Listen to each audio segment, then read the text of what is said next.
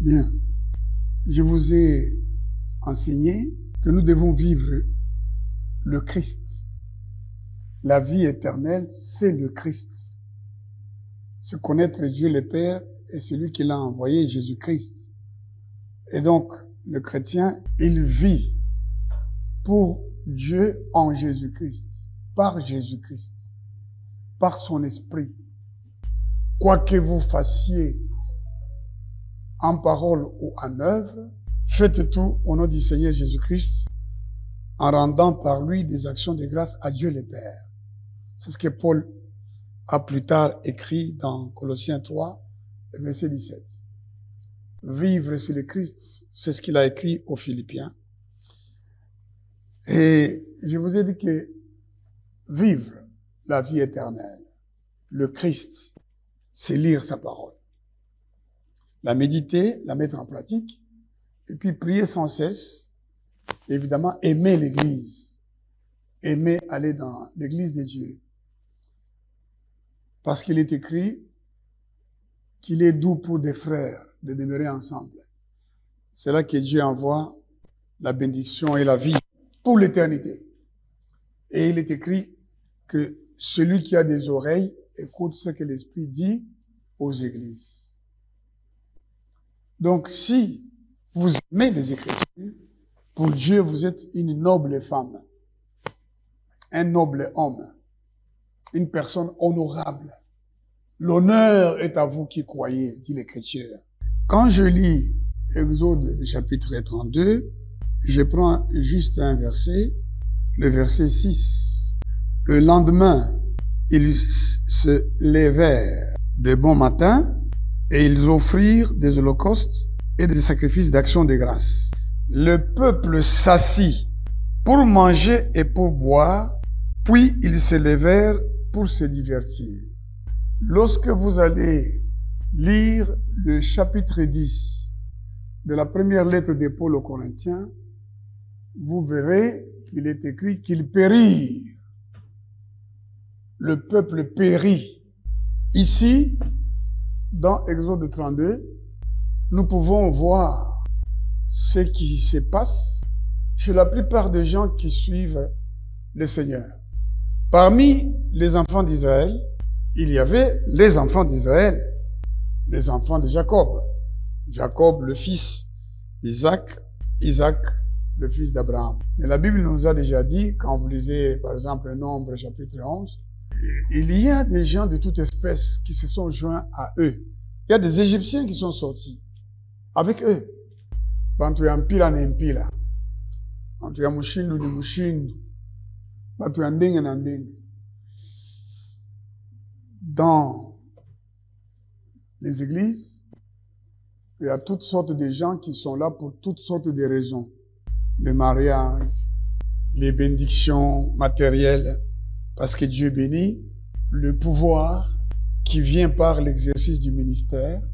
Il y a très peu de gens qui sont vraiment élus pour servir le Seigneur. Et très peu de gens le servent en esprit et en vérité. Eh bien, ces gens-là, les enfants d'Israël, avec tous ceux qui se sont joints à eux, ne comprenaient pas que ce n'est pas à l'homme, quand il marche, de choisir la voie qu'il doit suivre. C'est pas toi qui dois décider avec qui tu vas vivre. C'est pas toi qui vas décider où tu vas vivre. Par où tu vas passer, c'est le Seigneur. La Bible dit, telle voie paraît droite à un homme, mais sa fin, c'est la mort. Parfois, nous croyons que, voilà, c'est ça qui va me donner le bonheur, mais ce n'est pas ce que Dieu a prévu pour nous. Tu n'es pas né par hasard de ta mère et de ton père. Il y a des choses pour lesquelles Dieu t'a créé. Dieu a tout fait pour un but, même les méchants, pour le jour du jugement. Il n'existait pas. Quand Dieu a dit à Abraham, tes descendants seront esclaves dans un pays étranger, mais après 430 ans, je les en ferai sortir. Et ils viendront ici. Je vais chasser les peuples qui habitent ici. Ils viendront ici. Et donc Dieu savait où il devait vivre, comment il devait arriver là. Et il révéla ses voies à Moïse. Mais à Israël, il ne montra que les miracles. Les gens qui ne connaissent Dieu qu'à travers les miracles, ils ne les connaissent pas. Les miracles peuvent aussi être l'œuvre de Satan. Nous avons vu Moïse devant Pharaon. Il a jeté son bâton est devenu un serpent. Les magiciens ont fait la même chose. Mais derrière le serpent de Moïse, il y avait Moïse et Aaron. Mais derrière le serpent des magiciens de Pharaon, il y avait ces magiciens. La Bible les appelle magiciens. Le serviteur de Dieu qui fait des miracles n'est pas un magicien. Il ne peut pas dire « je suis magicien ». La magie, c'est pas l'œuvre de Dieu, c'est l'œuvre du diable. Mais quand vous lisez les Écritures, vous verrez qu'à un moment donné, ces magiciens ont dit « ça, c'est les doigts de Dieu, nous ne pouvons pas les faire ». Il y a des miracles que Satan peut faire, il y en a d'autres qu'il ne peut pas faire. Il n'y a que Dieu et ceux qui les servent qui peuvent les réaliser. Donc, les gens qui aiment Dieu parce que Dieu a fait quelque chose pour eux dans leur vie, parce que Dieu a accompli un miracle, ne le connaissent pas. Ceux qui le connaissent, ils ne disent pas parce que Dieu a fait ceci. Ils disent, il vit en moi, j'ai la vie. Ils disent, je dois vivre éternellement. Parce que Dieu est entré dans leur vie, il a bouleversé leur vie. Dieu a donc révélé ses voies à Moïse. Israël ne voyait que les œuvres. Mais Moïse avait les œuvres, mais il connaissait les voies par lesquelles Dieu travaillait, pour produire les miracles. Beaucoup de gens sont dans les églises, ils ne connaissent pas Dieu. Dieu ne leur a jamais parlé. Or, Dieu, nous l'avons vu par exemple dans Jérémie au chapitre 22, Dieu est en train de dire, qui a assisté à mon conseil? Qui a entendu la parole de ma bouche? Vous avez des pasteurs qui vous prêchent des illusions, c'est la Bible qui parle. Je ne leur ai pas parlé. C'est les mensonges qu'ils racontent. Des fausses prophéties. Ils se disent prophètes. Mais le prophète, le Seigneur a dit, vous le reconnaîtrez à quoi? Au miracle. Non, vous le reconnaîtrez à son comportement, à ses actes, à ses fruits, à ses paroles. Quand un prédicateur dit, voilà, moi je suis un faiseur de miracles, un magicien, la magie, c'est la puissance de Dieu, c'est pas vrai. Jésus-Christ n'est pas un magicien. Jésus-Christ n'est pas Belzébul. Jésus-Christ est le Fils de Dieu. C'est par lui que tout a été créé, les choses qui sont en haut dans les cieux et celles qui sont en bas sur la terre. Et toutes ces choses seront réunies en lui. Les enfants donc d'Israël ont voulu, eux, décider de comment ils devaient traverser le désert et comment ils devaient arriver à terre promise. Mon frère, ne décide pas comment. Demande à Dieu de se révéler à toi. Il y a un problème, il y a une maladie, il y a des limites que tu observes. Mais retourne vers celui qui est l'auteur de ton salut. Parle-lui, il veut que nous prions sans cesse, que nous lui parlions sans cesse. Retournons vers lui. Par la lecture de la parole de Dieu, par l'obéissance à la parole de Dieu et par toutes sortes de prières par l'Esprit. Il va nous dire pourquoi nous avons tel problème. Il va nous dire par où nous allons passer, avec qui nous allons marcher. Il va nous le dire. Le Seigneur parle tantôt d'une manière, tantôt d'une autre. Il faut que nous connaissions ses pensées, ses voix, parce que ces voix ne sont pas nos voix. Ces pensées ne sont pas nos pensées. Donc les enfants d'Israël voulaient se comporter comme ils voulaient. Au chapitre 32, c'est un drame. Moïse est monté à la montagne et le peuple dit, mais Moïse tarde à descendre. Et ils vont parler à Aaron. Aaron, le grand frère de Moïse, mais qui était en dessous de Moïse. Parce que c'est Moïse qui l'a oint d'ailleurs. C'est Moïse qui l'a fait, souverain sacrificateur. C'est Moïse qui était le prophète, le roi, qui va devenir le roi d'Israël. C'est lui qui va construire l'État d'Israël, qui va donner les lois à Israël. Il était prophète et il était sacrificateur aussi. Alors, Moïse monte à la montagne, Dieu veut lui parler. Et voilà ces gens-là, ils disent à Aaron, fais-nous un Dieu qui marche devant nous, car ce Moïse, cet homme qui nous a fait sortir du pays d'Égypte, nous ne savons pas ce qu'il est devenu. Et Aaron, semblable au prophète qui aime plaire aux chrétiens. Il y a beaucoup de pasteurs qui veulent flatter les gens parce que il faut avoir la foule dans l'église pour que les gens disent que vous êtes glorifiés. Jean-Baptiste a vu la foule venir, mais il leur a dit, race de vipères, qui vous a appris à fuir la colère à venir? Quand Jésus a dit, si vous ne mangez ma chair, vous ne buvez mon sang, vous n'avez pas la vie éternelle. Les gens ont dit, cette parole est dure. Ils sont partis. Jésus ne les a pas suivis. Par contre, il a dit à ceux qui étaient restés, le 12, il dit, vous aussi, pourquoi vous êtes là? Partez aussi. Et Pierre a dit, mais où irions-nous? C'est toi qui as les paroles de la vie éternelle. Et à Jésus d'ajouter, n'est-ce pas moi qui vous ai choisi, vous les 12, mais l'un de vous est un démon. Ma sœur, mon frère, j'espère que tu n'es pas le démon qui est venu se joindre à l'église. J'espère pour toi. Regarde quel est l'esprit qui t'anime, mon frère. Est-ce que c'est l'esprit des prières? C'est l'esprit de sanctification? C'est l'esprit de l'église? Est-ce que tu aimes être dans l'église? Tu trouves du plaisir? David dit, laisse-moi habiter tous les jours de ma vie dans ta maison pour admirer ton temple et contempler ta magnificence. Je veux contempler la magnificence de l'Éternel. Lorsque tu te mets à méditer la parole et à prier, tu fais un culte personnel, eh bien tu contemples. Et Dieu veut qu'on les contemple. Vous savez, nous avons commis un grave péché au Congo. Dieu veut qu'on les contemple, mais nous on a commencé à chanter. Aujourd'hui, nous allons contempler le roi Mobutu. Dans ma langue,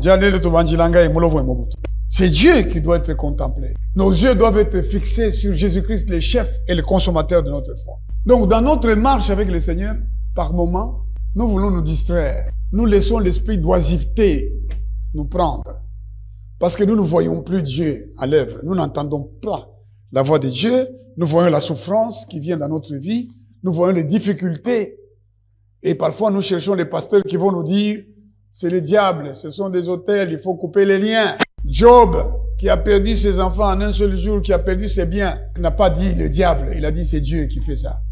Effectivement, c'était Dieu qui avait décidé, lui, Dieu, de donner à Satan le pouvoir. Satan n'a pas de pouvoir sur nous.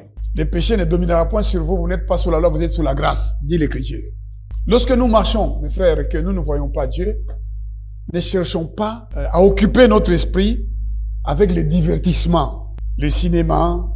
Il y a un pasteur qui me disait quand j'étais en Angleterre, il dit, bon pasteur, moi j'amène parfois mes enfants au cinéma. Il dit, au cinéma? Pour faire quoi?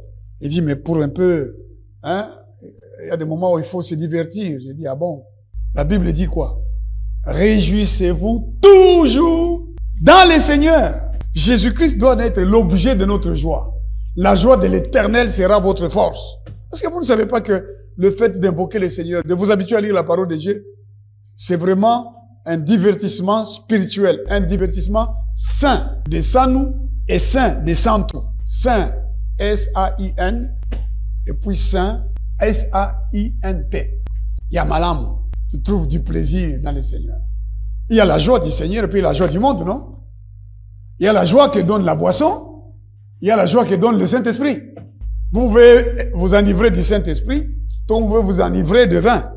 Les gens cherchent à occuper l'esprit. J'ai été dans une église en Belgique. J'étais en mission comme banquier, je travaillais à la Banque centrale. Et on m'a envoyé en mission. Je me suis renseigné. J'ai appris qu'il y avait une église qui était connue. Je ne vais pas dire laquelle. Et je suis allé là-bas à la veillée des prières. Veillée des prières, c'était le théâtre. Jusqu'à 5 heures du matin. Et puis, il y avait des chansons. Et puis, on a commencé à distribuer les cafés et les thés. C'était ça, la veillée des prières. Les gens aiment se divertir. Et ils disent, bon, même le Seigneur lui-même, quand il s'est fatigué, il s'est reposé. Mais il ne s'est pas mis à se divertir avec les chansons du monde. Jésus-Christ a chanté des cantiques, oui. Mais c'était des cantiques spirituels. Chanter, c'est invoquer le Seigneur. Il invoquait son Père en chantant, il invoquait son Père en priant.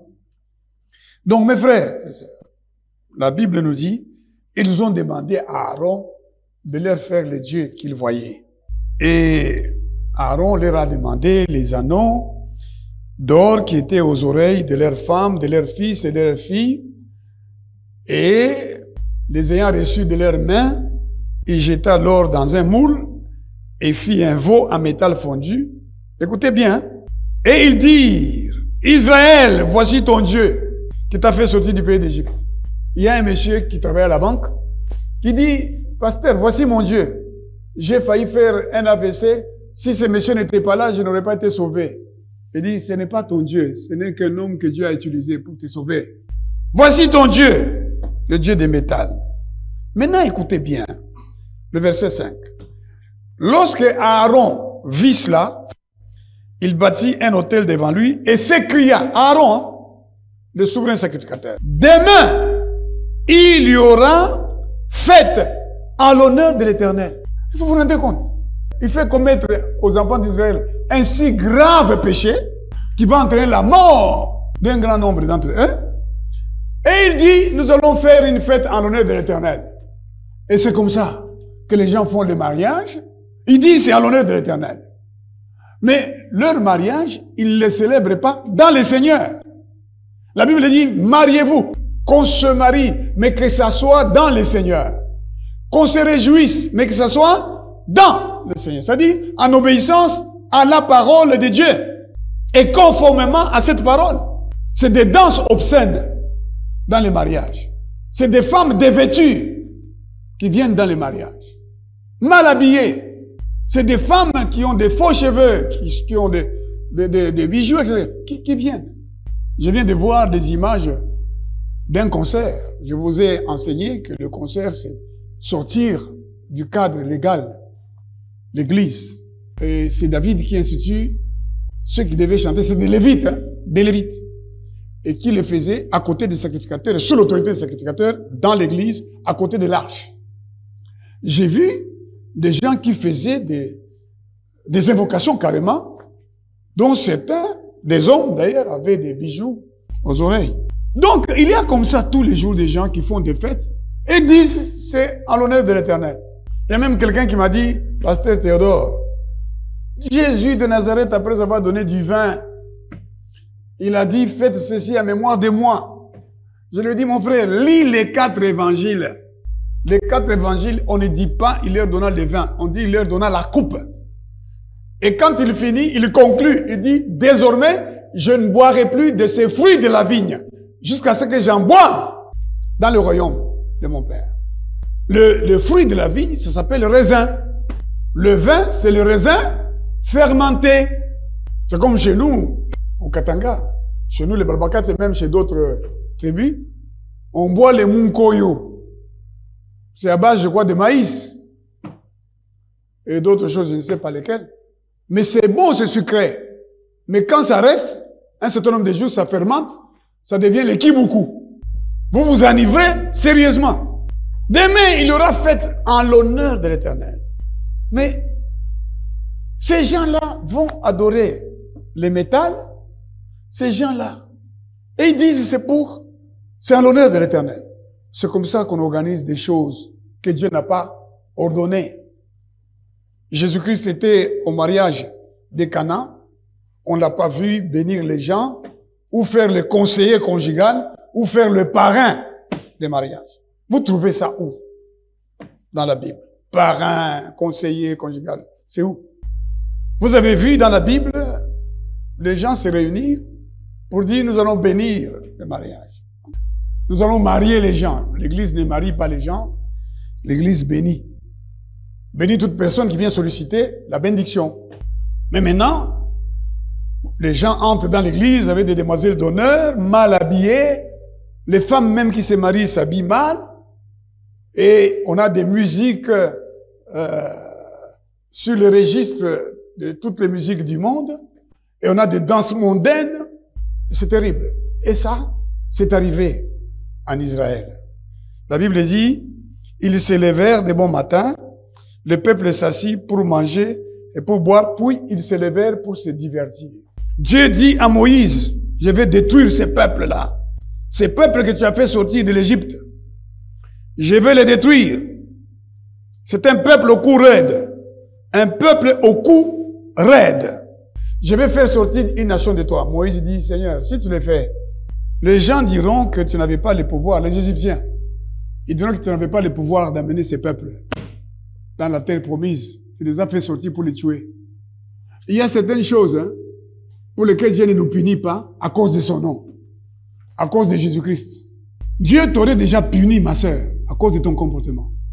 Mais s'il ne te punit pas, ma sœur, mon frère, c'est à cause de son nom. Et la Bible dit, justement, vos péchés sont pardonnés à cause de son nom. Pour son grand nom, le Seigneur a refusé de détruire Israël. Mais vous savez, Moïse, ce qu'il a dit aux enfants d'Israël. Ceux qui sont à l'Éternel, venez à moi. Et les Lévites sont venus. Il leur a dit, consacrez-vous en tuant votre frère. Consacrez-vous. Ainsi parle l'Éternel, le Dieu d'Israël, que chacun de vous mette son épée au côté, traversez, parcourez le camp d'une porte à l'autre, et que chacun tue son frère, son parent. Les enfants de Lévi firent ce qu'ont donné Moïse, et environ 3000 hommes parmi les peuples périrent dans cette journée. Moïse dit, consacrez-vous aujourd'hui à l'Éternel, même en sacrifiant votre fils et votre frère, afin qu'il vous accorde aujourd'hui une bénédiction. Le lendemain, Moïse dit au peuple, vous avez commis un grand péché. Je vais maintenant monter vers l'Éternel. J'obtiendrai peut-être le pardon de votre péché. Moïse retourna vers l'Éternel et dit, ah, ce peuple a commis un grand péché. Ils se sont fait un Dieu d'or.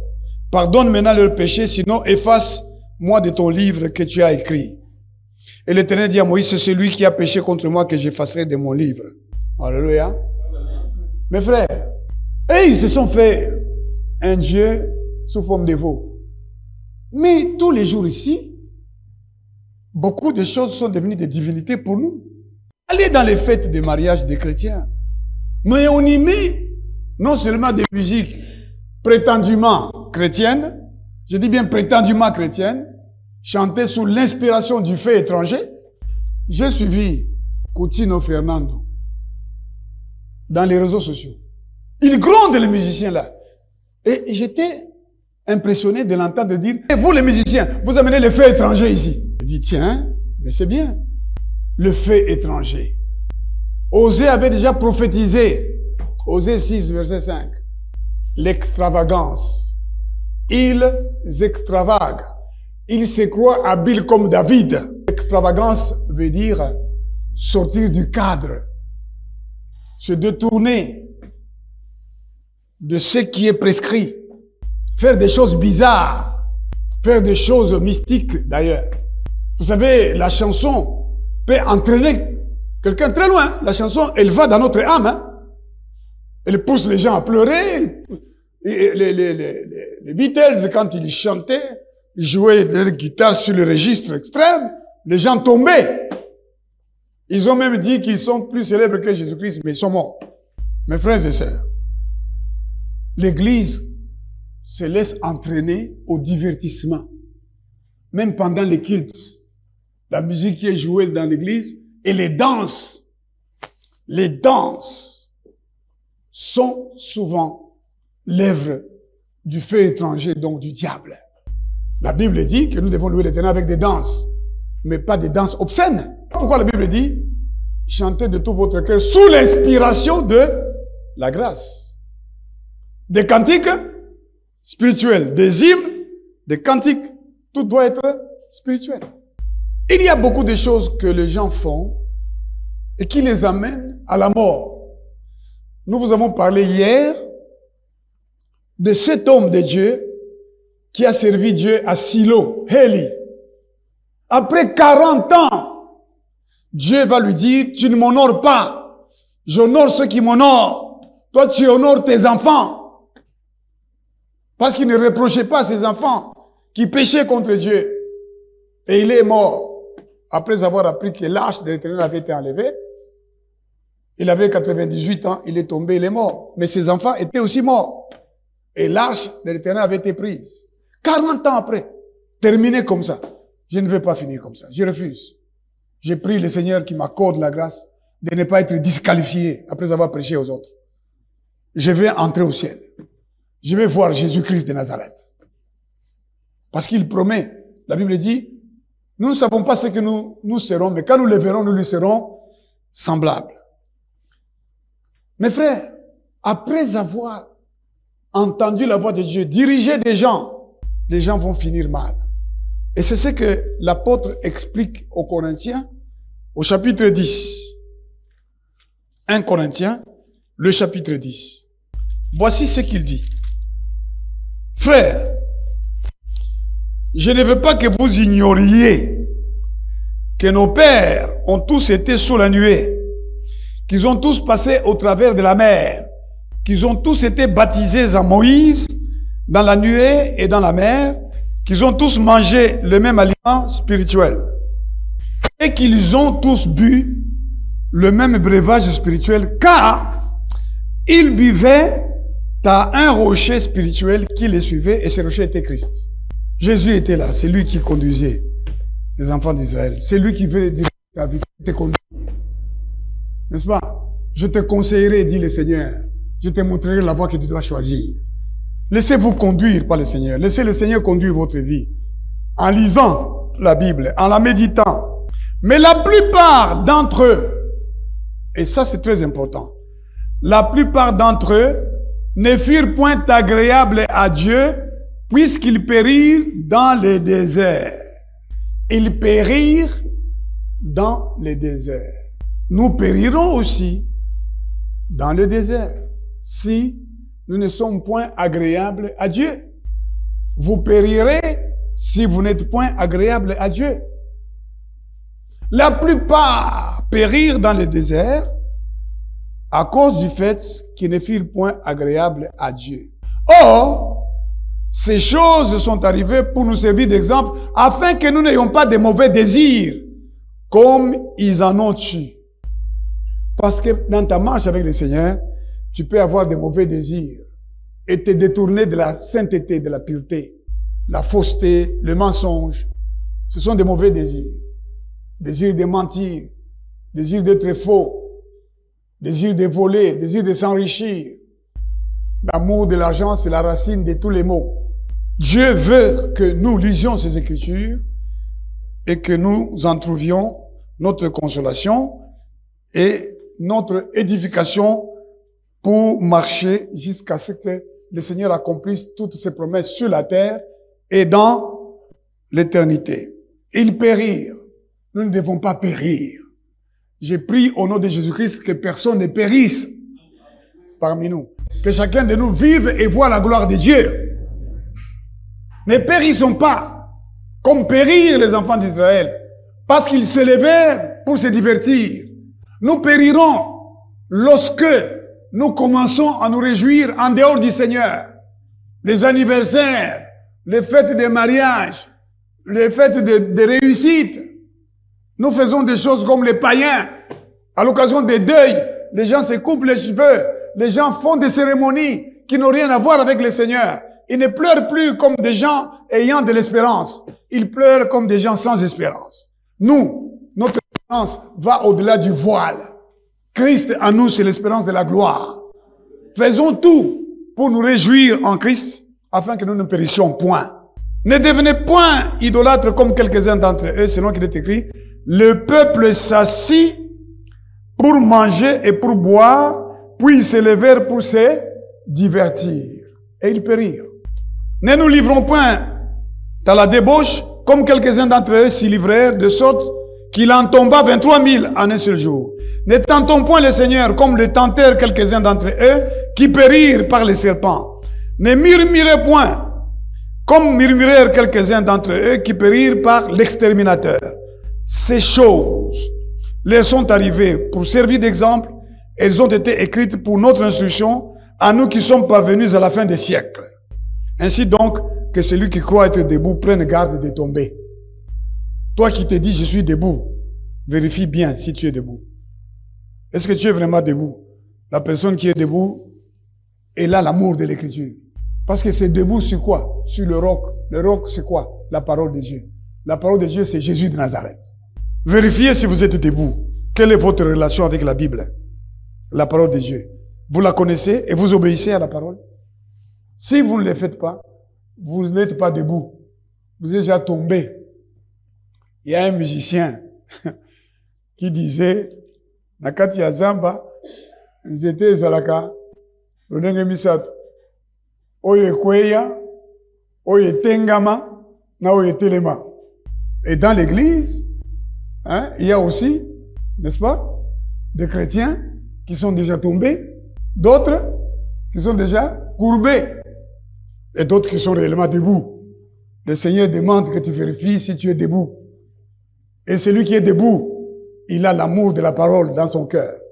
Il la médite jour et nuit et la met en pratique. Il ne s'assoit pas avec les moqueurs. Il ne cherche pas le divertissement dans les choses de ce monde. Il se divertit en Jésus-Christ de Nazareth. Il trouve son plaisir dans la prière, dans l'église, en étant ensemble avec des frères, et le Seigneur Dieu lui donnera le succès. Ne dites pas, j'ai beaucoup de tentations. Le Seigneur dit, aucune tentation n'était survenue qui n'ait été humaine. Tout ce que Dieu nous envoie comme épreuve, quelles que soient les épreuves, comme par exemple le fait que j'ai eu une fracture en glissant sur les carreaux qui manque d'antidérapant. C'est humain. C'est pas au-delà. Malgré toutes les souffrances, le Seigneur nous dit que il ne nous permettra pas que nous soyons tentés au-delà de nos forces. Mais avec la tentation, il préparera aussi les moyens d'en sortir, afin que vous puissiez la supporter. C'est pourquoi, mes bien-aimés, fouillez l'idolâtrie. Je parle comme à des hommes intelligents. Jugez vous-même de ce que je dis. Que Dieu bénisse sa parole.